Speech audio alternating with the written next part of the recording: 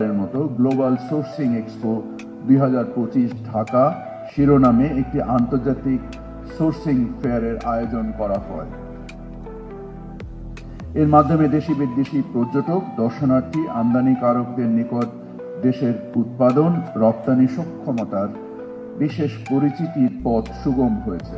দেশের রপ্তানি পণ্য বহুমুখীকরণের পদক্ষেপ হিসেবে সরকার নানামুখী কর্মসূচি বাস্তবায়ন করে চলেছে।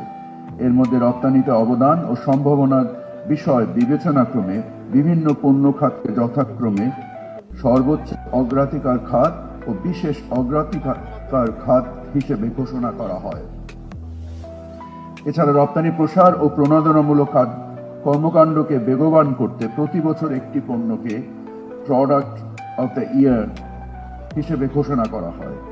এই প্রক্রিয়ার মাধ্যমে ঘোষিত পণ্যের উৎপাদন বিপণনে উৎসাহিতকরণে প্রয়োজনীয় পদক্ষেপ নেওয়া হয়।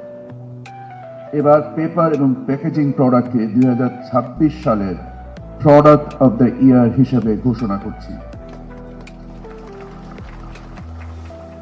বাংলাদেশে উৎপাদিত এবং প্রক্রিয়াকৃত পণ্য ও সেবা সামগ্রীকে বহির্বিশ্বে রপ্তানির পথ সুগম করার লক্ষ্যে আয়োজিত 30তম ঢাকা আন্তর্জাতিক মেলার সাথে সম্পৃক্ত বাণিজ্য মন্ত্রণালয় ও রপ্তানি উন্নয়ন